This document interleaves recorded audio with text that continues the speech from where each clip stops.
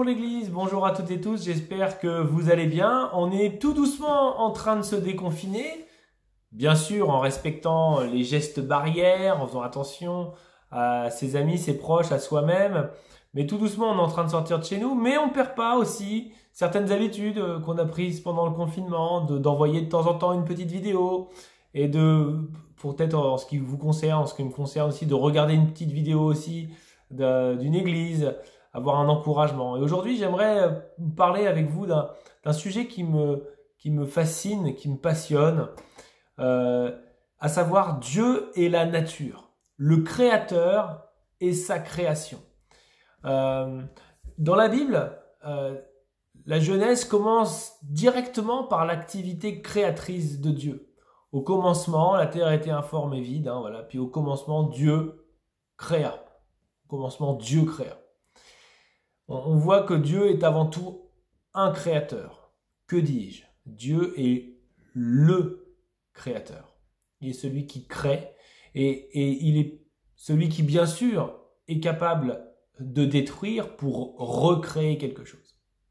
Première chose que je voudrais te dire, c'est si dans ta vie en ce moment, c'est le désert ou si c'est compliqué, sache que Dieu est capable de faire de ton désert, de ta solitude, un endroit où il fait bon vivre. Parce que Dieu est un créateur.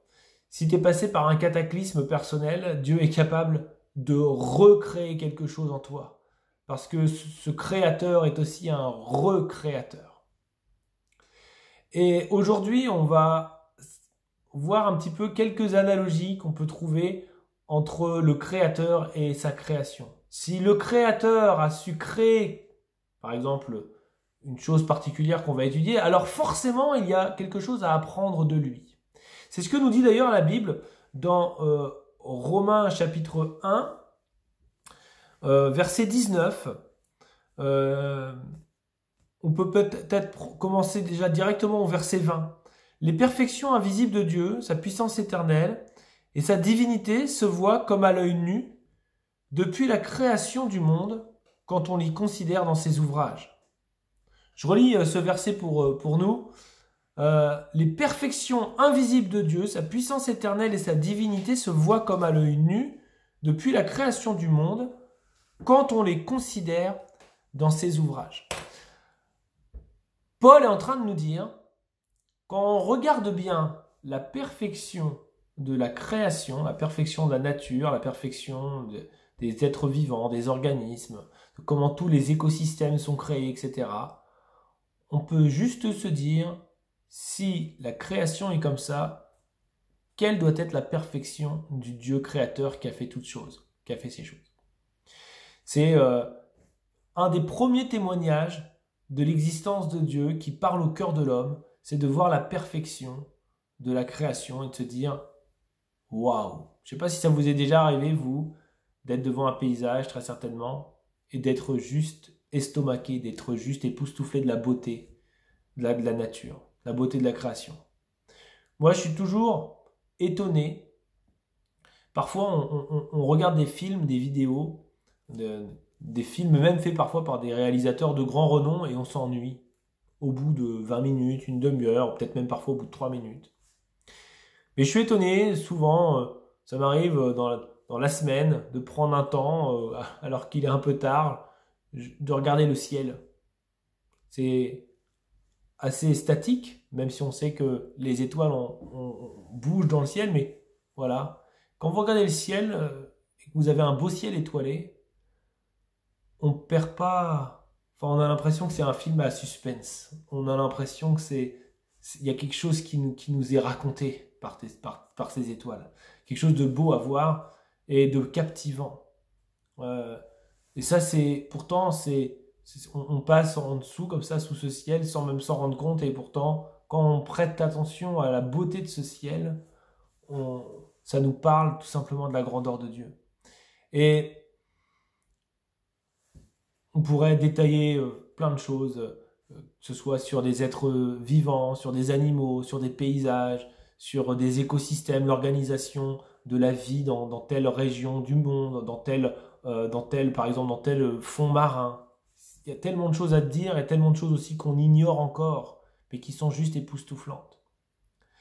Et j'aimerais quand même qu'on tire une première leçon de la nature. Je viens de vous expliquer, et je pense que vous êtes d'accord avec moi, que la nature, on ne s'en lasse pas, et que la nature est quelque chose, est un spectacle permanent, qui fait que c'est toujours réjouissant de la regarder, lorsque bien sûr elle n'est pas dévastée par la main de l'homme. Et je crois que si Dieu a fait quelque chose qui n'est pas ennuyeux, c'est-à-dire que lui-même n'est pas ennuyeux, ou ennuyant, on peut dire les deux. Et j'aimerais te dire que si l'image du Dieu que tu te fais, c'est un Dieu ennuyant ou un Dieu ennuyeux, sache que celui qui a fait une création extraordinaire, une création qui n'est pas ennuyeuse, une nature qui n'est pas ennuyeuse, ne peut pas être quelqu'un d'ennuyeux.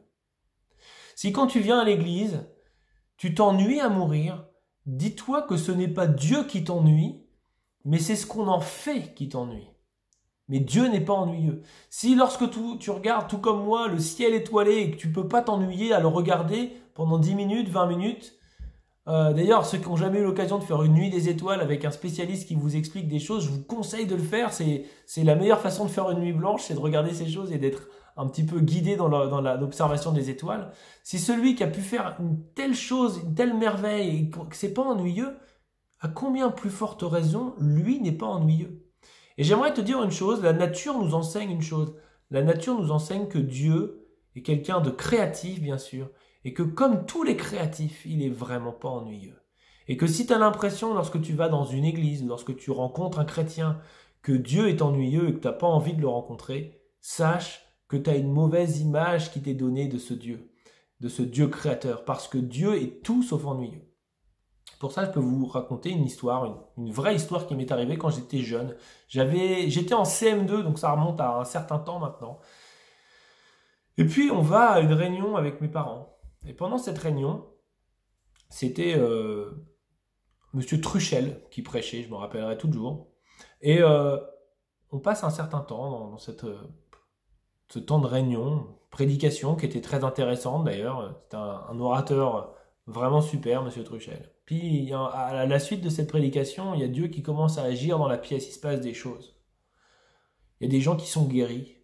On sent vraiment la présence de Dieu dans la pièce. J'ai vu quelqu'un qui était boiteux ressortir de la pièce sans ses béquilles. J'ai vu toutes sortes de choses comme ça extraordinaires. Et à un moment donné, moi j'étais juste stupéfait, j'étais admiratif de ce que je voyais. Et à un moment donné, je me tourne vers ma mère et je lui dis, mais maman, quelle heure il est là? Et elle me dit, oh, tu vas pas me croire, il est passé minuit. La réunion avait commencé à 20h, il était passé minuit, et alors que j'avais que 10 ans, mais j'ai pas pu m'ennuyer. Une seconde. Parce qu'il y avait une présence palpable de Dieu, parce qu'il se passait des choses, parce que Dieu était dans la place, et parce que Dieu était à l'œuvre. Et peut-être que tu m'entends là, tu te dis, mais moi j'ai jamais vécu un tel rassemblement, mais moi je te dis que Dieu est celui qui peut nous faire vivre ces choses-là, et même quand on est amené à vivre avec lui au quotidien, on est amené à vivre des choses qui ne nous ennuient pas. Dieu n'est pas ennuyeux. Dieu n'est pas quelqu'un de rébarbatif. C'est le Créateur inventif et qui nous veut du bien et qui fait les choses de façon parfaite et qui les fait de façon, comme je le dis là depuis tout à l'heure, de façon captivante. Dieu est captivant. Donc, si tu as cette image de Dieu, ôte-toi là de ton cerveau, de tes représentations, parce que celui qui a fait une nature captivante est encore plus captivant que la création qu'il a faite. Et la deuxième chose que je voudrais vous dire concernant cette nature, c'est que cette nature, elle a des choses à nous enseigner. Et parfois, la Bible le dit clairement. Et le deuxième enseignement que je voudrais vous parler sur Dieu et la nature, c'est dans Proverbes. Dans Proverbes, on voit Dieu nous dire quelque chose à travers Salomon qui a écrit ces proverbes. Dans Proverbes chapitre 6, verset 6, Dieu renvoie, on va dire, l'être humain, la personne pour qui, ou l'espèce humaine pour qui il a créé toutes ces choses de la terre, parce que la Bible nous dit vraiment qu'il a créé la terre pour les hommes, pour les femmes, pour les êtres humains. Toute la création nous a été soumise à la base, c'était le plan de Dieu. Quelque part, l'être humain, et c'est pas être orgueilleux que de penser comme ça, est le chef de cette création initialement. C'était la terre a été créée pour être soumise à l'homme, pour être soumise à la femme, pour être soumise à l'être humain. Mais Dieu interpelle sa créature la plus chère qu'il a sur cette terre, à savoir l'être humain, l'interpelle en lui disant d'aller voir quelqu'un d'autre, d'aller voir une autre créature, une toute petite créature, pour être enseignée par elle et quelque part aussi par lui. Dans Proverbes chapitre 6, Dieu dit ceci: « Va vers la fourmi paresseux ». Il s'adresse à des êtres humains, des grandes personnes. On est vraiment immense par rapport à une fourmi. Et il nous dit: va vers la fourmi paresseux, considère ses voies et deviens sage. Elle n'a ni chef, ni inspecteur, ni maître. Elle prépare en été sa nourriture. Elle amasse pendant la moisson de quoi manger. Dieu nous dit, voilà, regarde, va observer ce petit animal, ce tout petit insecte, et apprends d'elle. On a des choses à apprendre.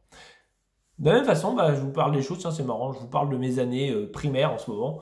Je viens de vous parler de mon année de CM2 où j'avais écouté cette prédication, mais moi dans cette période-là où j'étais en primaire, peut-être un peu plus jeune, CE1, CE2, j'étais un peu tout seul à la maison parce que j'avais une très grande sœur et elle était beaucoup plus grande que moi, donc je ne pouvais pas beaucoup jouer avec elle parce qu'elle avait d'autres activités, d'autres occupations. Et je me retrouvais parfois je n'allais pas dire à m'ennuyer, mais presque. Et j'avais trouvé une activité extraordinaire. Vraiment, quand je dis extraordinaire, ça va vous sembler tout bête à l'heure de Fortnite et de tous les jeux vidéo. Il y avait une grosse pierre dans le jardin de mes parents, d'ailleurs elle y est toujours. Et je la soulevais, et sous cette pierre, il y avait une fourmilière. Et je peux vous dire que j'ai passé littéralement, sans mentir, des heures et des heures à regarder le bal des fourmis, à regarder comment elles faisaient. Parfois, je leur donnais du boulot, je leur donnais un peu à manger, ça c'était quand j'étais sympa. Parfois, je voyais un peu la résistance d'une fourmi à une allumette, allumée bien sûr, voir un peu comment... Donc, je faisais toutes sortes d'expériences horribles. D'ailleurs, j'espère qu'il n'y a personne de la Ligue de protection des animaux qui m'écoute en ce moment. Comprenez un peu tout ça. Et puis, parfois, j'allais leur chercher à manger, voir comment elles faisaient. Et puis, j'étais juste époustouflé de voir l'orchestration extraordinaire. Et la Bible nous dit, sans chef ni inspecteur. Alors bien sûr, quand on parle de la question de la fainéantise, de la paresse, c'est pas un sujet évident à aborder. Parce que je vais vous dire une chose, on est tous le paresseux de quelqu'un. Mais on est tous aussi le super actif par rapport à quelqu'un d'autre. On va toujours trouver quelqu'un qui va en faire plus que nous. Et on va toujours retrouver d'autres personnes qui vont moins travailler que nous. Mais la Bible est claire, elle nous a dit que voilà, Dieu nous a donné des capacités. Et dans ces capacités figure une endurance. Et Dieu nous demande de bien gérer ça, c'est-à-dire de ne pas être des gens qui allons nous surmener. Il faut savoir ne pas se surmener, il faut savoir faire attention à nous. On doit être des bons intendants de notre énergie, de notre force physique, de notre force mentale, de notre force psychologique. On n'a pas à se mettre en danger parce qu'on s'en donne de trop. On va être dans du burn-out et je crois que c'est un des grands problèmes actuels, le burn-out au travail. Parfois même, c'est le burn-out à l'église. Il faut faire attention à ces choses-là. Et d'un autre côté, il faut faire attention à ne pas être dans l'extrême inverse, c'est-à-dire dans l'oisiveté la plus totale. Il faut être actif. D'ailleurs, la Bible nous montre à plusieurs reprises que l'activité, c'est la richesse de l'homme. C'est la richesse de la femme, de savoir s'activer, de faire quelque chose de ses mains, de faire quelque chose avec sa pensée, de construire quelque chose. Parce qu'on a été créé à l'image de Dieu et on doit être créatif. Et pour ça, il ne faut pas se ménager à des moments, il faut se donner du mal. Mais il faut un équilibre. Peut-être que toi, tu sais que tu as tendance à être tranquille, un peu trop tranquille. Et là, la Bible nous dit, voilà, va vers la fourmi et regarde ce qu'elle fait. Elle n'a ni chef, ni inspecteur et elle travaille dur.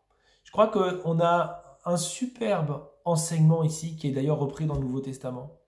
C'est que lorsqu'on est au travail, et vous savez que je travaille aussi au quotidien dans une administration, l'éducation nationale, parfois il n'y a personne qui nous regarde. Mais la Bible nous dit, travaille comme si tu travaillais pour le Seigneur lui-même. Et d'ailleurs, c'est comme ça qu'on doit voir les choses. On ne doit pas s'économiser dans ce qu'on a à faire, on doit le faire le plus consciencieusement possible et à travailler comme si on travaillait pour le Seigneur lui-même. Mais d'un autre côté, la Bible nous invite aussi à respecter des temps de repos, à savoir ménager notre corps, savoir ménager notre surcharge intellectuelle, à savoir être raisonnable, parce qu'on n'est pas des superman et des superwoman, on a des limites et il faut savoir écouter son corps, Il faut savoir écouter ses limites. Il faut savoir écouter lorsque notre être intérieur nous dit stop, je vais trop loin. Eh bien, je crois qu'il faut savoir s'arrêter. Parce que vous savez, la journée d'une fourmi, comme la journée d'un homme, elle est de 24 heures. Et la nuit, les fourmis dorment. Les fourmis s'arrêtent, comme nous. Donc il faut savoir avoir un équilibre. Et c'est ce que je voudrais vous dire, vous communiquer ce matin. De savoir être équilibré. Et si on n'arrive pas à être équilibré, de se forcer ou trouver quelqu'un dans notre entourage proche qui va nous aider. Soit aller plus loin en faisant plus d'efforts. Ou soit à savoir prendre un temps de repos, un temps de calme, un temps de méditation, un temps de reconstruction, un temps de restructuration. Et je ne sais pas où tu te situes dans cette échelle-là, mais il n'y a que toi-même qui peux décider pour toi. Ce n'est pas quelqu'un d'autre qui va te dire « t'en fais pas assez » ou « t'en fais trop ». Il faut savoir écouter, mais aussi au final, c'est nous qui savons si on va trop au-delà de nos forces ou si au contraire, on en a encore à donner. Et voilà, c'était vraiment ce que je voulais vous partager et vous dire que nous devons être des observateurs attentifs de la nature parce qu'elle a beaucoup de choses à nous dire et elle a beaucoup de choses à nous apprendre parce que celui qui a fait la nature, qui est le créateur, est aussi notre créateur et il est aussi celui qui a des bonnes choses à nous communiquer à travers les instructions qui sont renfermées dans cette création. Voilà. Je vous souhaite à toutes et tous une excellente journée. À bientôt. Au plaisir de prochainement vous revoir. Bye bye.